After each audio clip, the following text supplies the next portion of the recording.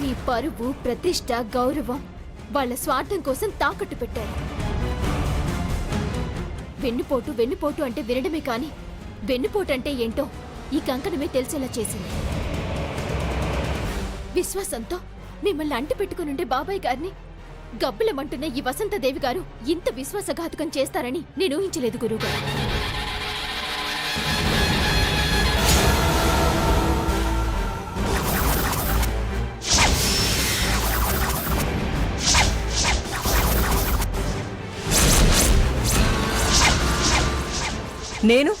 నేను విశ్వాసఘాతకం చేయడమేంటి?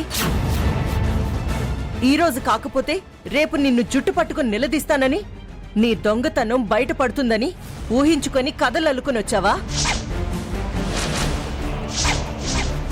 మార్వాడి షాపు అంటూ నన్ను దొంగని చేద్దామని చూస్తున్నావా? దొంగలకి తెలివితేటలు ఎక్కువని నిరూపించుకుంటున్నావా? నేను కాదు, మీరు తెలివితేటలు ప్రదర్శించారు. పని మనిషి దీన్నెవరు సమర్థిస్తారు అని నింద నా మీద వేసి మీరు తెలివిగా సొమ్ము చేసుకోవాలని చూశారు. కాని దేవుడు చూశాడు, నిజం తెలిసేలా చేశాడు, దొంగ ఎవరో తేల్చేలా చేశాడు. నార్మల్, నా ఇంట్లో నేను దొంగతనం చేయాల్సిన అవసరం ఏంటి? బుద్ధండి. పళ్ళు రాలతాయి.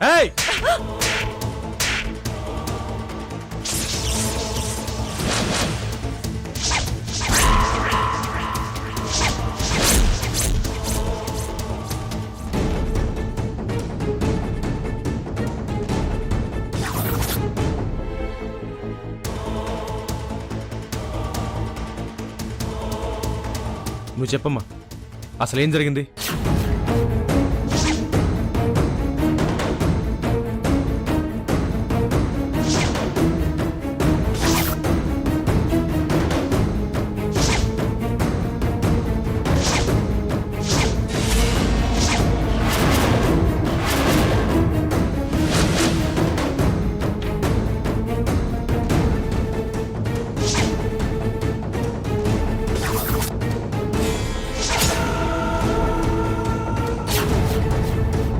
అబద్ధం, పచ్చి అబద్ధం. అది చెప్పేదంతా కట్టు కదా. నువ్వు చెప్పేది నిజం అనడానికి సాక్ష్యం ఏంటే? ఉంది, సాక్ష్యం ఉంది.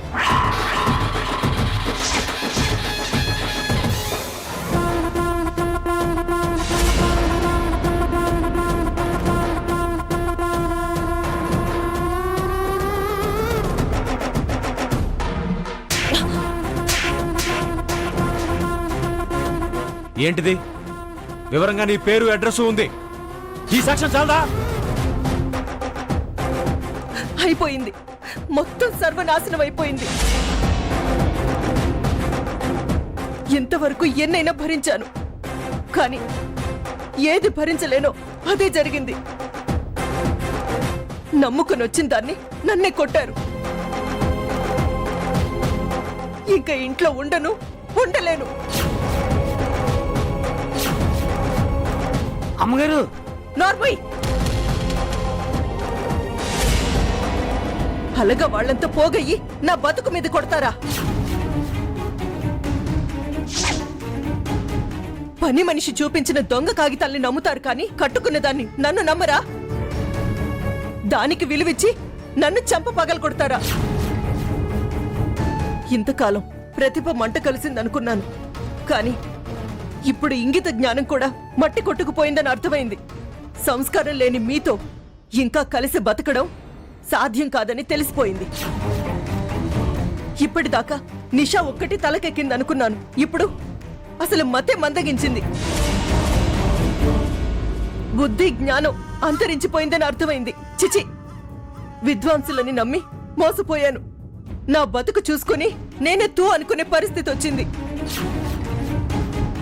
ఎత్తుకోండి వీళ్ళనే, ఈ పాపిష్టి వాళ్ళని నెత్తుకొని ఊరేగండి. పుట్టింటి నుంచి సొమ్ము పోయినా భరించాను, కానీ ఆత్మాభిమానం పోయిన తర్వాత ఇంక బతుకే దండగా.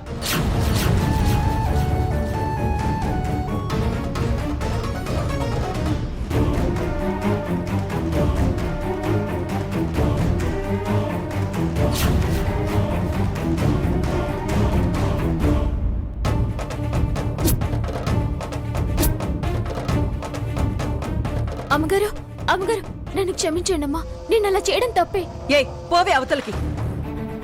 10 మందిలో చెప్పుతో కొట్టి చాటుగా వచ్చి క్షమాపణలు చెప్తున్నావా? తప్పైనా ఒప్పైనా నేను ఉండను కాక ఉండను. విచక్షణ లేకుండా పనోళ్ల ముందు నా చెంప పగలగొట్టాక ఎలా ఉంటాను నేను? అమ్మగారు అమ్మగారు నన్ను క్షమించమ్మా, నాది తప్పే, అలా చెప్పడం నా తప్పే. నువ్వే వెత్తివే. ఆఫ్టర్ ఆల్ పని మనిషివి, నాలో మార్పు తీసుకురావడానికి నువ్వే వెత్తివి. ఇవాళ చెంప మీద కొట్టించావు, రేపు ఈ గుండెల మీద తన్నిస్తావు. అమ్మగారు ఏదో చిన్నపిల్ల, తను చేసిన తప్పే. మీరు వెళ్ళిపోతే గురువుగారు ఇంకా ఇంకా మందుకు బానిసైపోతారమ్మా. మీరు వెళ్ళొద్దమ్మా. ఏయ్ పోరా. అయినా నువ్వు ఇది ఏ గంగలో దూకితే నాకేంటి? దెబ్బలు తిన్నాక కూడా ఇంకా ఈ చూరు పట్టుకుని వెళ్లాడడానికి నేనే గతిలేని దాన్ని కాదు, అనాథని అంతకన్నా కాదు. అయినా చెడిపోయిన ఆ మనిషి చెయ్యి పట్టుకొని నడవడానికి నేనేం పిచ్చిదాన్ని కాదు. అమ్మా ప్లీజ్ అమ్మా, క్షమించమని ప్రార్థిస్తున్నాను. నేను చేసిన తప్పుకి గురువు గారికి శిక్ష వేయొద్దు. ఆవేశంలో చేయి చేసుకున్నారు, వారి తరపున నేను క్షమించమని అడుగుతున్నాను. మీరు వెళ్ళొద్దమ్మా, నా మూలంగా మీరు విడిపోవడానికి వీల్లేదు. ఏయ్ పోవే అవతలకి. నువ్వెంత, నీ బతుకెంత? నువ్వు నాకు నీతులు చెప్తావా? నీ మాట విని నేను ఆగాలా? ఇంకా ఇంట్లో నాకేం విలువ చేస్తుంది? నిన్ను కూర్చోపెట్టి నేను పని మనిషిలా బతకాలి, అంత కర్మ నాకేం పట్టలేదు. పో. నా బతుకు మీద నిప్పులు పోసినా నువ్వేం బాగుపడతావే? మట్టి కొట్టుకుపోతావు, నాశనం అయిపోతావు. పో అవతలకి. అమ్మగారు అమ్మగారు వద్దమ్మగారు, దయచేసి వెళ్ళకండి, నా మాట వినండి అమ్మగారు. అమ్మగారు అమ్మగారు అమ్మగారు పోతండి. ఏయ్, పోవే అవతలకి. అమ్మగారు ఆగండి అమ్మా, అమ్మగారు మీరు వెళ్ళొద్దమ్మా. అమ్మగారు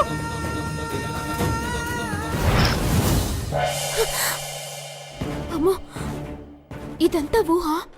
వద్దు, నిజం చెప్పొద్దు. చెప్తే జరిగేది ఇదే. భార్య భర్తల్ని విడదీసిన పాపం నాకొద్దు. చెప్పొద్దు, దీని గురించి చెప్పను.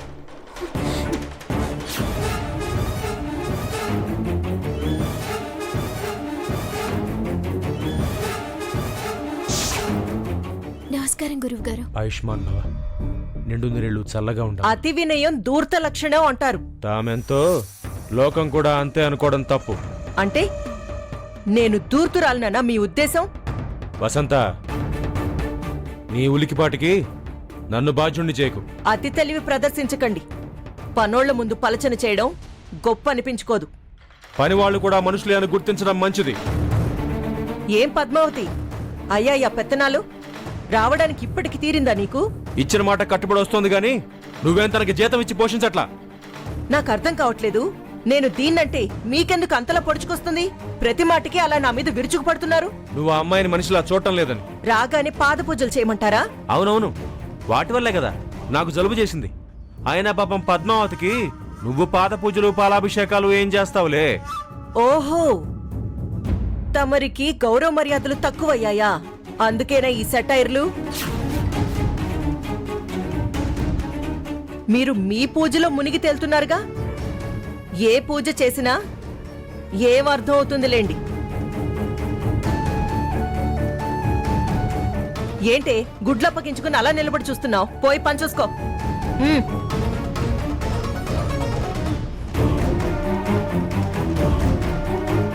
అదేమన్నా మీ కన్న కూతురా అలా వెనకేసుకొస్తున్నారు? వసంత, పాపం చిన్నపిల్ల, ఎందుకు తన మీద నోరు పారేసుకుంటావు? పాపం తగులుతుందే. నన్నిలా ఏడిపించుకు తింటున్న మీకు తగలని పాపం నాకు తగులుతుందా? ఏంటి ఏమన్నా? నేను ఏడిపించుకు తింటున్నానా? హ, భగవంతుడున్నాడు.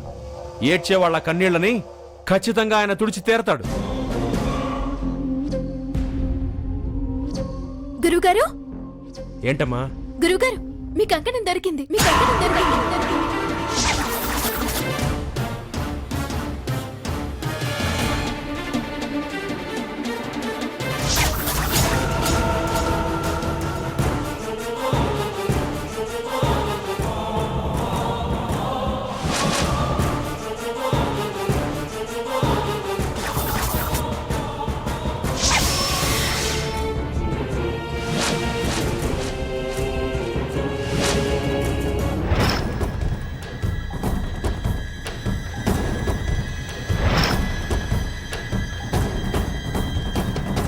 ఎక్కడ దొరికిందమ్మా?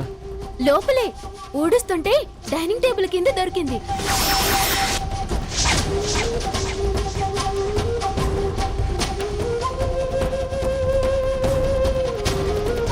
మార్వాడి కొట్లో నేను అమ్మిన కంకణం డైనింగ్ టేబుల్ కింద దొరకడం ఏంటి? అంటే దీనికి మొత్తం కథ తెలిసిందన్నమాట.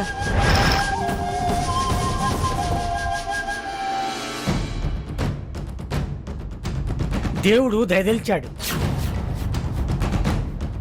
గురువు గారి గౌరవం తిరిగి గురువు గారికి దక్కేలా చేశాడు.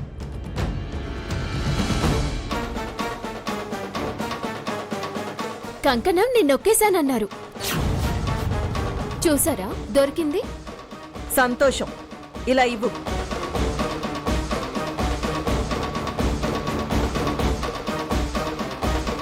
ఆగు ఆగు ఆగు.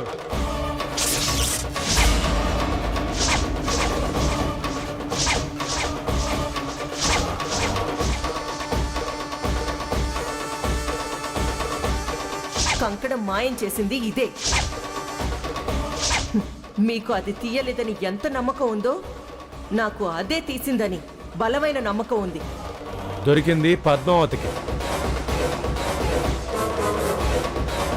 నిన్న పాపం దొంగ అన్న నింద భరించింది.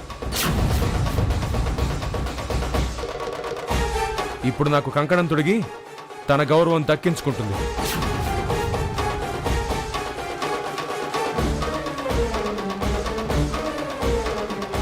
కంకణం దొరకగానే చేతులకి తొడగ్గానే గౌరవాలు తిరిగి రావు. అవును, అసలు నిజంగా దొంగలెవరో తెలిసినప్పుడే గౌరవం దక్కుతుంది. అసలు పోనే పోలేదు కదా, ఇంకా దొంగలు దొరకడమేంటి? నిన్న అనుకున్నాం కదా తాగి ఎక్కడో పెట్టుంటారు ఈయన అని. ఇది ఇక్కడుంటే మనం ఎక్కడో వెతికాం. కరెక్టే. సొమ్ము తీసింది ఒకరు, అనుమానించింది ఒకరిని.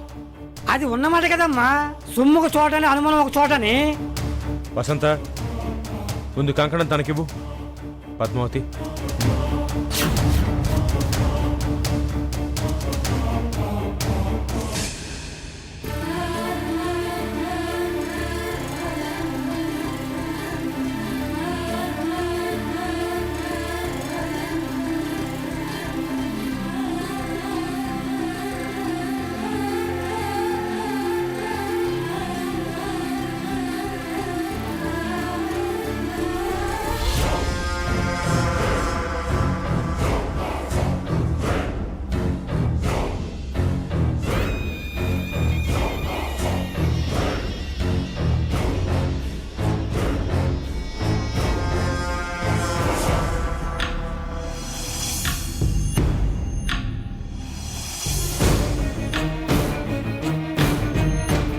పోయిన ఈ వస్తువు నా ప్రతిభకి సాక్ష్యం.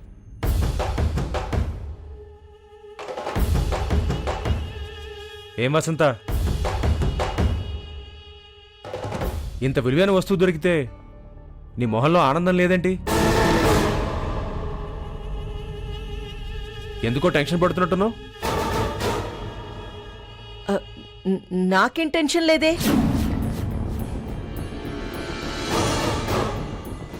ఆశ్చర్యం, సంతోషం రెండు కలిసుండబట్టి మీకు నా ఆనందం కనపడటం లేదు. సరే అయింది కదా, వెళ్ళి వంట ఏర్పాట్లు చూడు.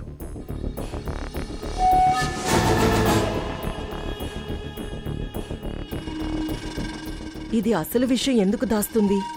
దొరికింది అనే నాటకం ఎందుకు ఆడుతుంది? ఏమై ఉంటుందబ్బా?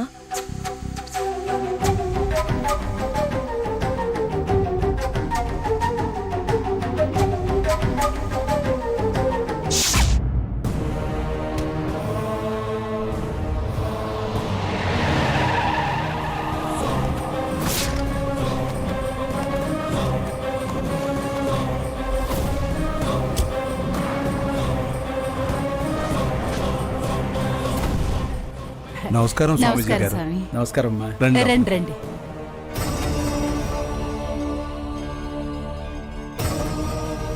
రండి రండి స్వామి. రండి కూర్చోండి. కూర్చోండి.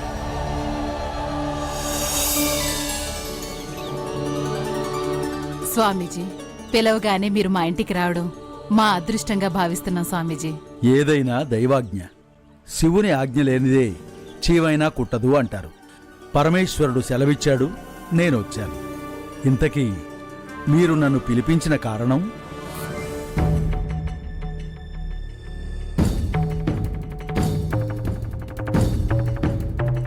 పర్వాలేదు, చెప్పండి.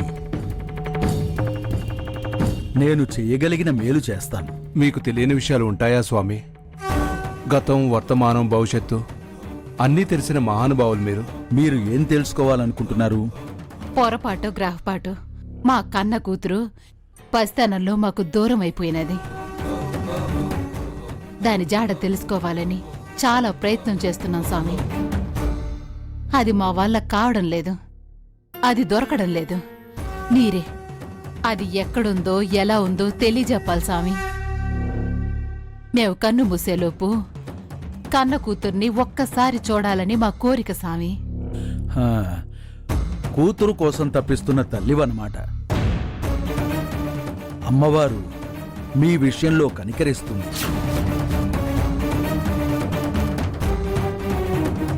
తప్పకుండా మీ అమ్మాయి జాడ తెలుస్తుంది.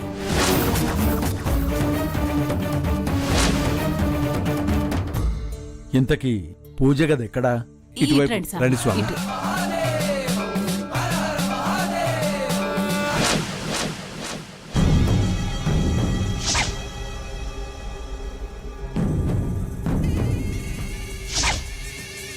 గురుగారు, మీ కంకణం దొరికింది. అమ్మగారు, ఊడ్చేయమంటారా? మొత్తం ఇల్లు వదులుకోమంటారా? బాగా దుమ్ము పట్టిపోయిందండి గది. ఏయ్, మాట్లాడకుండా పని చూసుకొని వెళ్ళు. మాట్లాడి నన్ను ఇరిటేట్ చేయకు. ఇరిటేషన్ అంటే ఏంటమ్మగారు? చిరాకు. చిరాకెందుకు కలుగుతుందండి? ఇదిగో, ఇలా ప్రశ్నిస్తేనే కోపం వస్తుంది. మూసుకొని ఊడ్చి వెళ్ళు. నాకైతే చాలా సంతోషంగా ఉందండి.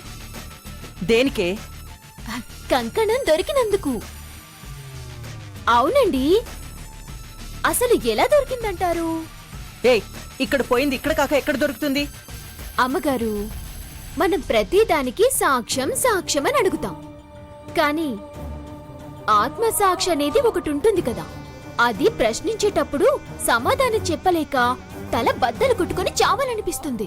దాన్నే ఇందాక మీరన్నారే ఇరిటేషన్ అంటారు. అంతే కదమ్మగారు? నాకు తెలీదు, వాదించుకు. నాకు తెలుసండి. ఏం తెలిసే? అర్థమైన తర్వాత కూడా అలా అడగటంని పిచ్చితనం అంటారు.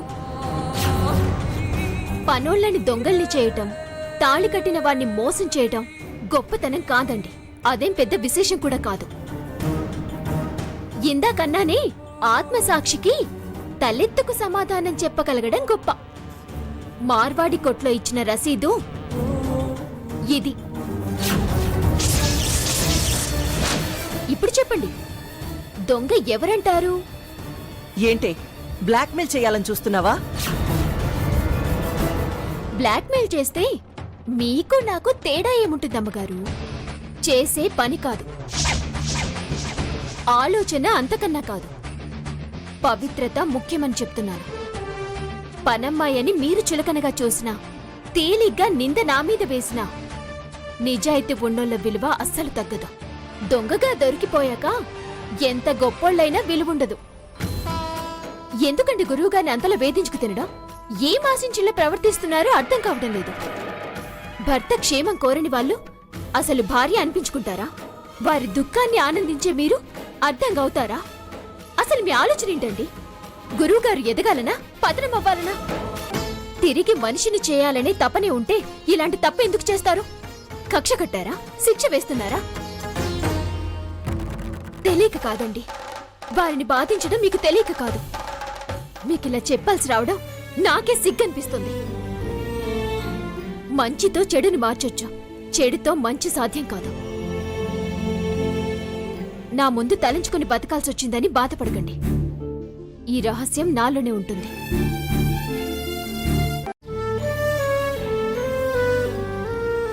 నిజంగా? నిజం. మీ గురువుగారి మీద ప్రమాణం చేసి చెప్పు.